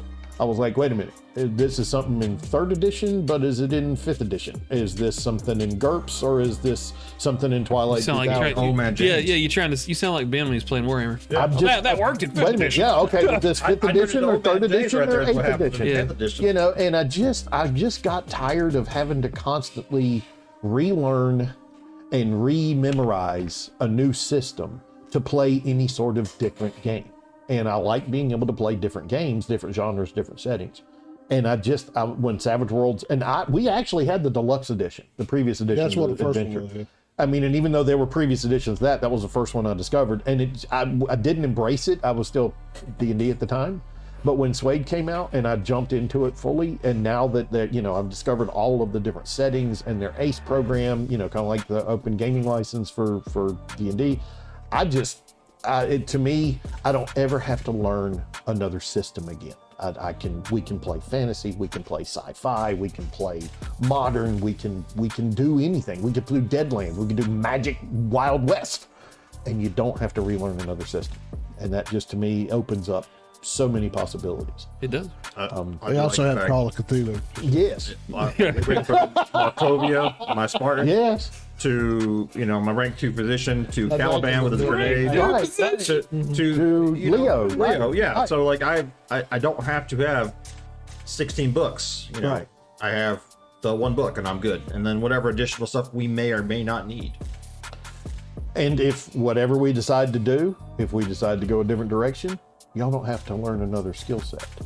You don't have to learn another rule set. You know exactly what it means to have a wild die, and exactly what it means to have an agility of D8 versus an agility of D6. I mean, you get it. I don't have to re-explain that. It's just embracing the setting. Where are we? It took Kevin forever to twist my arms into playing Savage Worlds. I did. Well, and I know you probably prefer 5th edition, and I don't have a problem with that. I mean, For fantasy, yes, I did. right? No, I get that. I totally get that. I disagree with us. It's just creative differences. Right. Right. It's just creative. I mean, I'm excited about I agreed with you until I played Pathfinder. Right. Pathfinder reignited my love for fantasy. Our Asuna game was Pathfinder for Savage Worlds, and we played it for how long? Right at 6 months, probably. Pretty close. Right. And I just didn't like it. And it wasn't that it's the whole time. I think everybody was playing the game, and we embraced it and we learned it fairly well. But it was I think at the whole time everybody was like, I just kind of wish we were playing 5th edition. Yeah. Some people And like lobster. I don't. I would like to try it in a sci-fi setting. 'cause Oh I man, haven't it's done that awesome. yet. Like It's a lot of fun. I will do nothing but sell it and hang it high from the skies for any other setting other than fantasy. I think it's amazing for sci-fi. It's amazing for modern. Like the Spellbound was one of my favorite campaigns I've ever been a part of, just because it was so colorful. Let's talk about Cowboy Bebop and Firefly in space. I had so much fun with it. I think Savage Worlds does great on a low magic Fantasy. Yes, agreed. Yeah. Well, Macavia Macavia was was like that, more yeah. Conan sword and And I sword. had a lot of fun with that one. And like honestly, 10 out of 10. If that ever starts back up, I will. Dude, I would throw love to apart. run it. I mean, I've got the Transvergence y'all have never been introduced to. Kevin played in that. That was a Call of Cthulhu. The steampunk. Yeah, I mean, steampunk. yeah. I mean, Logan, I had Call of Cthulhu in steampunk. And that got a lot of positive feedback, and I'm still trying to remember why. I must have had, maybe I had soccer. Soccer. I was coaching soccer. Yeah, And I no, was while your probably- campaign stopped, it's soccer hero. Right. Well, that's not going to happen again. No, when you coach soccer for 25 years, boys and girls, it takes a lot of time. Yeah. And I'm done. I retired. I hung up my coaching whistle, and I'm no longer coaching soccer. I'm running the clock like once a week, and that ain't a big deal. So, but anyway, yeah. Sorry. I really like the mechanical aspects of Savage Worlds, and Katie said it was easy, but man, I had a hard time with it when I first started. Like because I was so indoctrinated by 5th edition and other game systems. The D20 just in general, as like the D20 is like. Well, I think it was There's easier for only me me. because I was still learning D&D at the same time I was trying to learn Savage Worlds, so I didn't have a lot burned into my brain Yeah. to have to work past to learn something. And it took me a while. Kevin sitting down with me rolling dice, like, no, this is how you do it, And then I'm like, well, what was the infamous? Where does the +2 come from? But it's there's a whole Discord chat There is an entire Discord flame war basically there. about the modifiers that Savage World uses and how it just manifests them, and because they're written on the page. But I do like I do really like the dice system for it a lot now that I've read the book or whatever, and I think that it's very flexible. Once again, coming back to that, but the thing I think I like the most about it is how much liberty they give you to change things, Oh, that is. and To like if- reskin. yeah, it's everything. It is everything. So you take gun D and make it a laser gun, and gun A is Right. just Just change a something flintlock minor is the- about it. Yeah, Change a fireball to a lightning bolt, and it's the same spell. You just skinned it differently with a different die of type. And the fact that they give you the liberty of like making your worlds for other people, I think. Whatever the license is called, just telling us. the Ace, the Ace program. I think that's awesome. You could actually put your world out there and they could print it. for And you Savage do it. Pinnacle Entertainment absolutely jumps in there and says, absolutely, let's do it. Yeah, recently Hero was featured on Pinnacle Entertainment stream where he talked about Terminal Zero and I think our that's pretty experience awesome. with Well, and Savage World. JM wanted to hear and see my Roma Eterna, and I didn't even think about talking about Transvergence. He wanted to hear about Roma Eterna because he's a big Classics fan. And so I sent that to him, and he finally replied, and he was like, I wanna try this, but I need to expand on it. I need to, right now it's just like an elevator pitch. Roma Eterna would be cool. I don't know if y'all necessarily like it, but I would like to try Transvergence with y'all at some point. Steampunk Cthulhu. I mean, it's a lot of fun. It is, and I think the world is incredibly rich. Depending on your perspective, it can either be something really cool or it's really not, and I'm still fighting with it in my head. But the fact that there's no classes, like you completely build your character to be whatever you want it to be. You want it to cast spells, take an arcane background. I think that's and it's ultra flexible in that like everybody starts as like blank character A, and then you just grow into whatever you want it to be. I think the thing I love about that is the freedom to do whatever you want. But I think the drawback to that is you don't feel special. You don't know what your role is. You don't, and it's like unless you're really comfortable with the people you're playing with, you're like, all right, I think I'm gonna go lean into being a healer, and I'm gonna lean into being more like a stealthy kind of assassin guy. Unless you're sort of talking about that actively, it can lead to it does take 3 or 4 episodes before you it start does. doing it. I feel like Savage Worlds really lends itself when you start the game with some advances, because that gives you more room to flesh out your vision for what you think it But is you going to be. doing spellbound stuff, and we did the background character. Oh yeah, I modified the Traveler character generator. And that really helped me with my characters, because like my first one was Jack from Cowboy Bebop. My second one was The level 2 physician. Dr. McCoy from Star Trek, and then my third one was just a suicidal bomber. Right. He's the little brother. Little brother, yeah. Yeah. What I will plug, Pathfinder for Savage Worlds. You can have classes like you're traditionally accustomed to. Though you don't have to take them though. It is a free edge to be a ranger, and you get a certain number of benefits from that. Or you can take a free professional or background edge. You don't have to be a class. You can build whatever you want. One of the characters in this campaign coming up is an aristocrat. There's no class in D&D to be an aristocrat. Right. It used to be under 3rd edition you could play a NPC, but they want to play an aristocrat, and they're playing an aristocrat, but there's no class. But then you have somebody who wants to play a ranger. You can take that free edge to be a ranger, but you don't have to take the edges that come after that. Absolutely not. You can, I mean, I think, and I agree with you 100%. There's the flexibility of not having classes, but there's also classes to help define. Yeah, This is the road you're on. You don't have to take it, but it starts your path. man, the amount of times I sit in front of an advance and I get decision paralysis. Right. Well, but There's that's like a good whole thing. book of stuff, and I'm Right. like, man, it's gonna take me a day to do this advance, dog. You gotta tell me at the end. You know? Perfect example. It's Google Maps. Yeah. You have your address from your house to Las Vegas. Cool. The first 7 steps is getting out of your neighborhood. You can take whatever route you don't want need to. that. Right. Yeah. Thank you, but I don't need that. So it's that's what it sets up right there for you. Is like it helps you out, go in that right direction. But Yeah. I know how to get out of my neighborhood. Well, if I was playing a fighter in 5th edition, I'm not bashing it.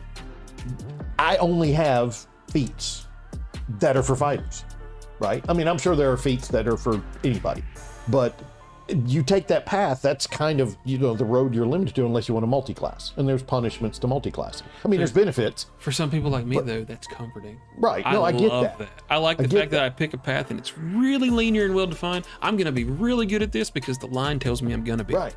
But my Cavalier in Kevin's Pathfinder campaign, I could take edges that made me a better Cavalier, but I could take edges that I wanted to take. Right. Organic character growth. And to me, if I was on that very linear box, that railroad, and I saw a shiny thing off of here to the side, I couldn't jump off the train to go get that shiny thing. There's that. Yeah. And where Savage Worlds is, well, you could do this and you'll get that advantage if you want to do that, but you don't have to. You can always do this other thing. We're not going to stop you from jumping off the train. Do what you want to do, dog. And then you could come back on the train later on, and the only thing you gave up was that you didn't get that advance as soon as you could get it then. But I feel like I have a richer character because of it, and that's what I love about the Pathfinder version. And The Pathfinder version for me is the epitome of fantasy. oh yeah, no, I absolutely, I loved it so much running that game. It was just yeah, it absolutely, I loved it. I do like the edges in Savage World because I enjoy the fact that like The challenge is in the air, Kevin. Make me like it. You said you were gonna. Dude, I got one in my mind. I've got a game to go. I ain't ready to go yet, but I would love to put it back in there. And I'm not hating on Savage World. I love Savage Oh, World. yeah. It's just that particular genre. I get it. We tried doing Pathfinder 2.0 when it first came out.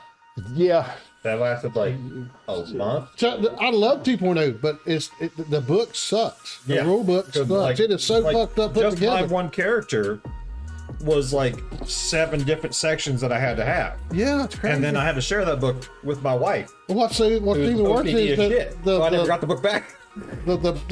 the character generator that they made from Wolf Lair, God bless them, it's just as confusing. it was. Oh yeah, no, I love Wolf Lair. I mean, it built a rich character. Oh yeah, I love the characters in it. It was just very. Let's hear from some people that are less versed with it than we are. Like, what about Katie and Logan and James? You guys hadn't had any experience with it till Asuna, right? Yeah. I prefer guidelines.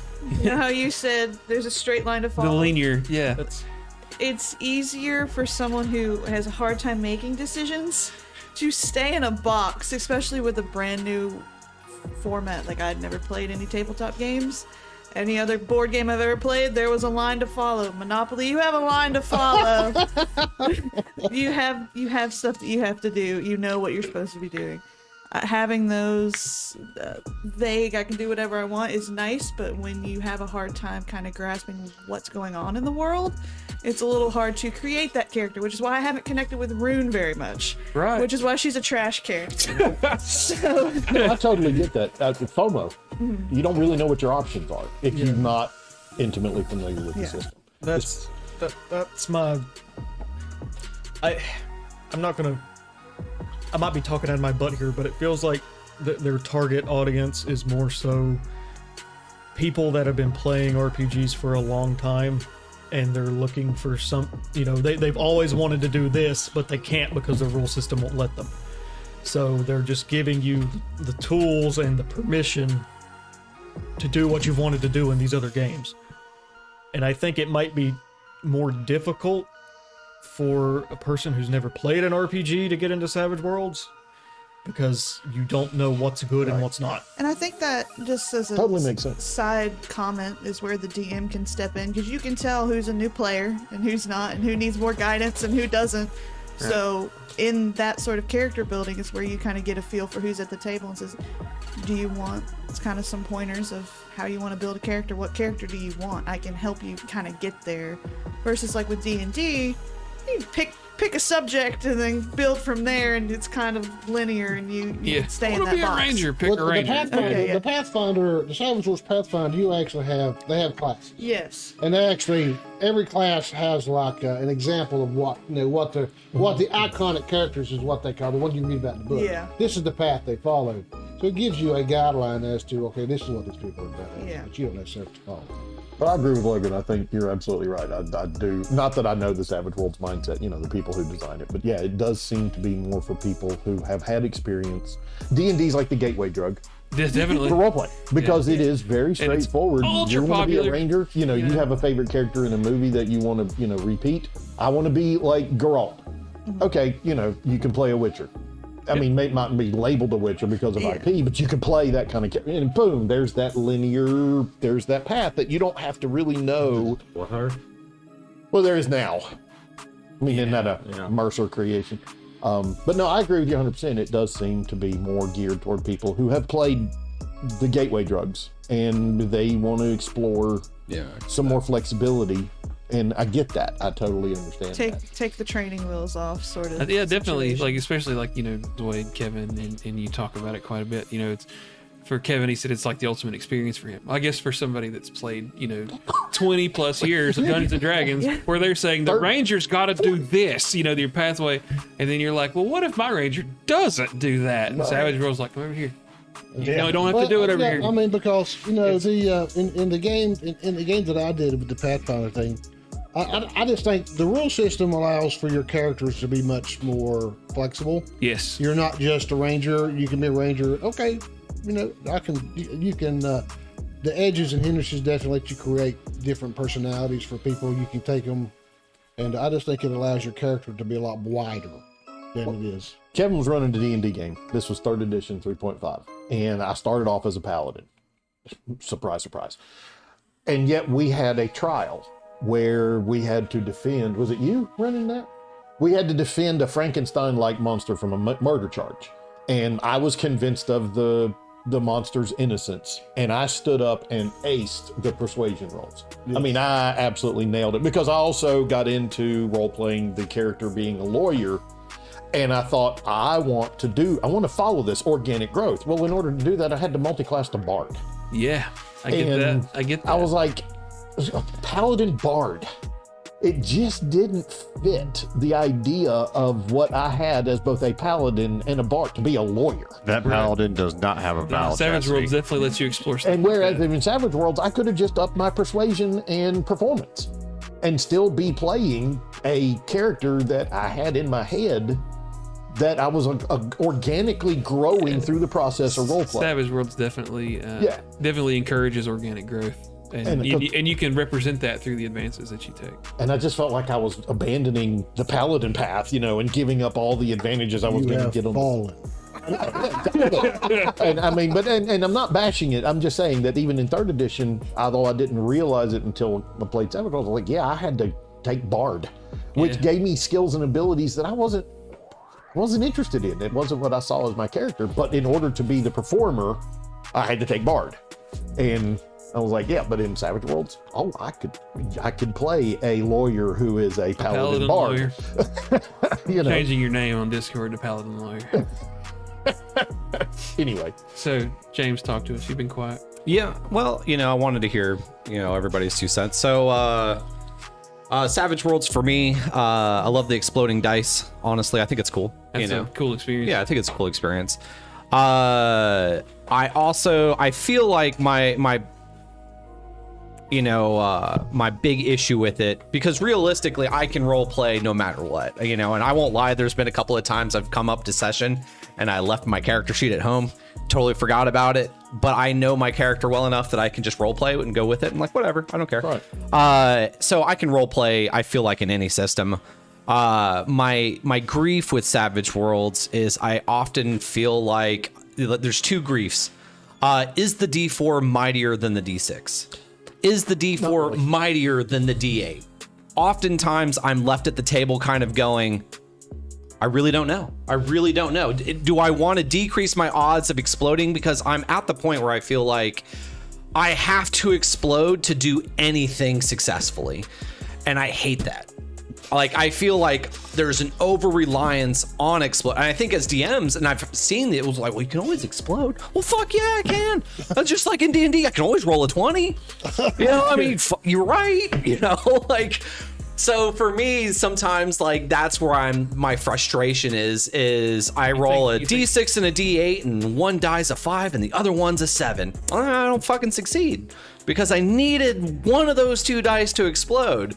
And that's like, for me, my big frustration with Savage Worlds is I feel like there's an over-reliance on, and I get it because I've also seen at the table where it's like, okay, guys, make your check to see if you notice something. James, yep, let's just assume James isn't going to succeed because that's 90% of the time how it goes. And then we go over to the player where 90% of the time it's like 6. He's rolling 5. Damn it, I didn't explode 20 times. And you're just like, he rolls a 28 on a D4. So the DM, I get it where they're like, well, of course I need to rely on explosions because someone at the table is going to explode 10 times in a row. But for me, like there's that disjunction where I'm just like, I typically do not explode 20 times in a row. I typically don't even explode once. I normally will roll not explosions, and when I do explode, it's almost always followed by a 1. So for me, I'm often like, is the D4 mightier than the D6? That's my conundrum in my issue with Savage Worlds, is I feel like lowering my chance of explosion in a world where the expectation is to explode 2, 3, 4, 5 times. And so oftentimes I'm like, I think I might just be good with everything set to D4. And I'll just be happy. I'll be the most jack of trades character out there. Well, because the D4 is mightier than the D6. Because you have a greater chance of exploding. Exactly. 25%, baby. That's that Sandy and logic that's right my there. issue with Savage Worlds is you're like, I don't feel like I'm getting better at anything because I still need to explode. Because you don't get those modifiers. Yeah, like you do the +2, you can +3, be like, +4. okay, well, you can always specialize, James, and get a +2. And it's like, yeah, do I still need to explode? Well, yeah, the DC is an 8. And I'm rolling a D4, like, okay. Or a D6, it's like, well, that's still exploding on a D6. I still need to roll a 6. I just succeed more epically if I roll a 6, but I'm still going to succeed. But if you roll a 5, well, James, make it a D8. And it's like, well, what if I roll 60% of the time? I'm going to roll 1 through, you know what I mean? To me, it's just like, I feel like there's such an over-reliance on explosions. And at the table, I understand the DM's point of view because you have certain players that seem to always explode. Not just once, not just twice, but like 20 times. Put him in the floor. And you're just like, what is the point of setting a DC in this game? So to me, like, that's my Table cat. my struggle with Savage Worlds is the exploding dice is great, and now there's an over-reliance on exploding dice Because to do of- anything, because we have 1 or 2 players and that have this way with dice of rolling consecutive 6s or consecutive 8s, and it's just, I know what it's like being a player at any table with Wissnets. Listen, and in my you're just defense, kind of like, I have to sacrifice goats. I don't know how he does it. yeah, and I don't want to dog, like, I never want to sit here and point to another player and be like, how dare you roll so good? I mean, but I that's my beef with Savage Worlds. I feel like a lot of times the encounter is designed for 1 or 2 players with the expectation that 1 or 2 players, while this player frequently rolls 20 Well, they have the or 30, and you're like, I'm not that guy. Well, the whole dramatic task system in general is completely geared around that. Yeah. Like, But you have to explode. Yeah, you have to. Like, you got to get 5 successes in 3 rounds. to succeed. Oh, you better explode. Yeah, that's You the know, only way no, to you- succeed you at The, it. the only way you know. could get beyond that is if you had a D10 or higher on your dice, or You get support rolls from your fellow players, and they're Right. giving you +1, +2, and that kind of stuff. But you still have to explode. yeah. You know, I mean, if you needed an definitely explosion and you emphasizes roll you little a up. 6 on an Yeah. 8, that gives you an 8, but it doesn't explode the 8. Right. So yeah, no, I totally get it. And as a Yeah. DM, yeah, you understand that frustration too. And that okay, everybody roll a notice check. James, I rolled a 3. You know, jailbait 32. Yeah. You know, I mean, they're both rolling d6s, but you know, I rolled a 3. And I'm not trying to, you know, I love you, brother. I know, dude. But you're you fine. also know that your die rolls. No, in the other comparison- night, my little D6 wild die was off the fucking chain. Yeah, and Ben is like he has the look on his face. I'm Like I know pretty sure Hero's not God gonna believe himself me. made Ben's D4. I know he's just like he's just looking at me like I'm Handcrafted. not cheating, you know, and he's rolling like a 27 on a D4. Like I literally roll it, and it's like there's the fourth. I He know. does. I mean, he's like he's- Travis sits in that seat where Logan's at, and Ben just rolls the dice and pushes it over to Travis. Like, I'm not cheating. Yeah, Watch. no, and so, but then James like 3, you know, on a D10. Yeah, like Reed fell down more than he ever succeeded. Yeah. I mean, especially when he does an athletics check. But how do you, as a DM, make something challenging if you know that there's going to be players who are going to explode every time? It's So I not a guess if challenge. we're like ticking boxes for Savage Worlds, right? I think the pros, it's ultra flexible. You can design your character to do exactly what you want it to do, and you can progress it in the vision that you see in your mind without limitations. Right. Yes. The setting is completely agnostic. You want to play in Firefly, play in Firefly. You want to play in Starship Troopers, play in Starship Troopers. You want to do Call of Duty, Spec Ops, Black Ops, something like that. Milsim, you can do that too. we did You want to that do? one You time. want to go back and you want to play? You know, Revolutionary War. Go back in history. Do it. Yes. You know, and then if you want to play high fantasy, you can go do that too. So I love the fact that this game completely takes the chains off creativity. You can literally do whatever you want it to do. The cons being sometimes decision paralysis. Yep. There's a lot of, and then I've had buyer's remorse with decisions I've made for advances, and because I'm like, man, that looked really cool on paper. That that's why I'm glad you worked with me on Deadshot. Deadshot looked I was like, man, I'm only gonna get to use that one. And I didn't like it from the beginning. Right, and I said when we house ruled that became infinitely better. Once No, we you're right. house It was ruled a that. totally worthless waste of an edge before. That's why I talked to you about it before I took it. So, and I like I really love the fact that you can, because there is no like world, you can do whatever you want to do with it, Yes. and that's really cool. So the cons being decision paralysis when it comes to deciding things.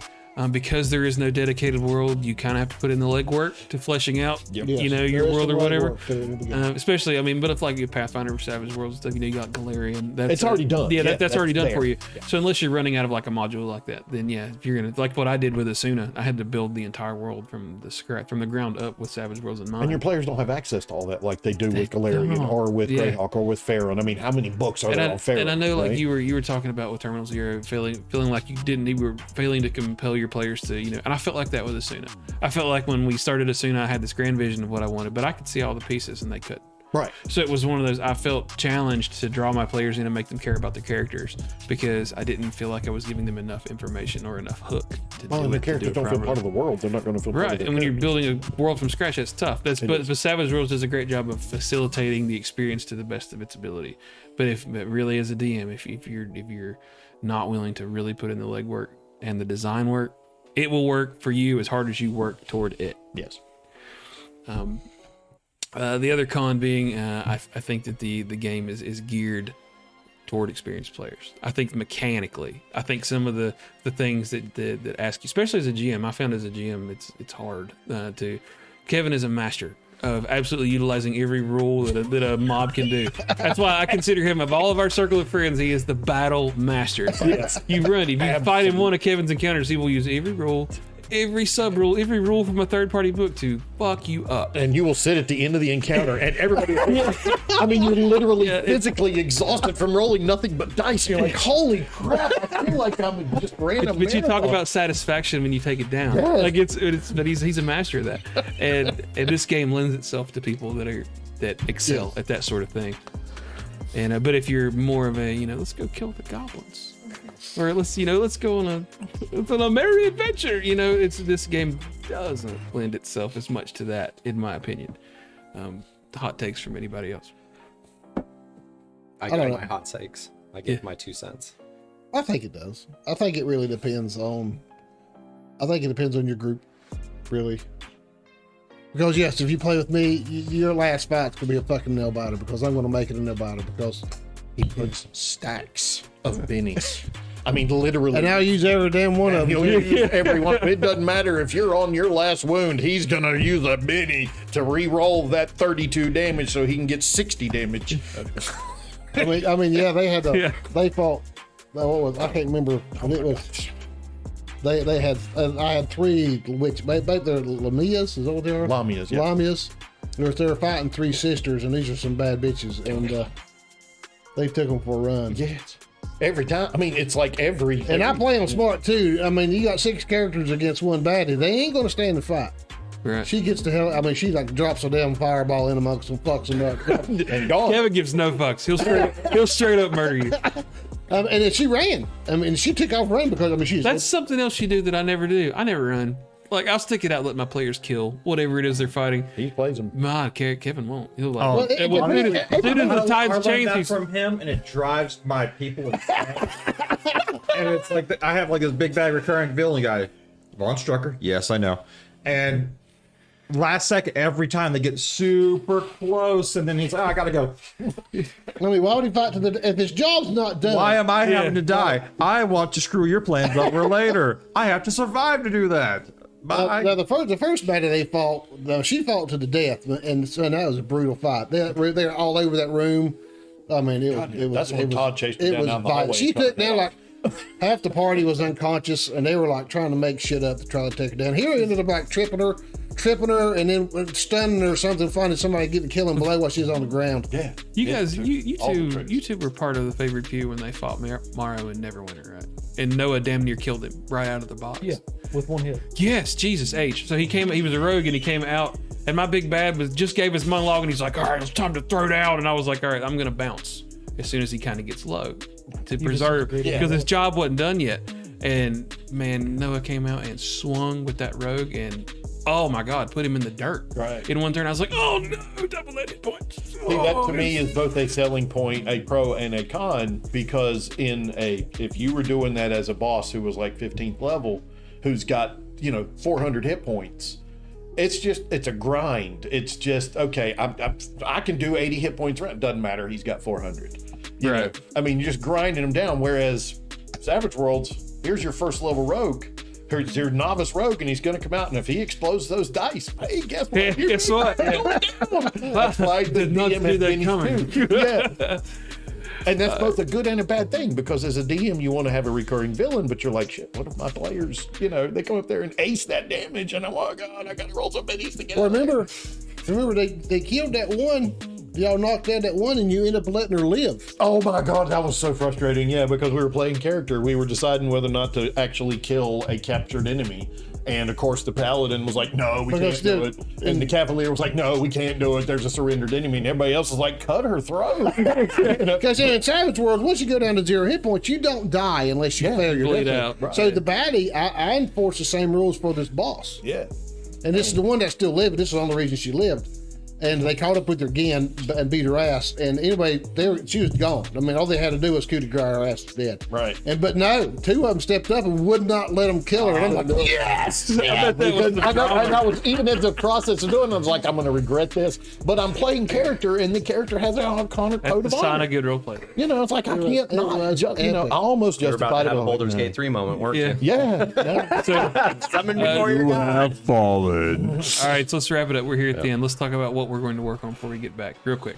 Go, Ben.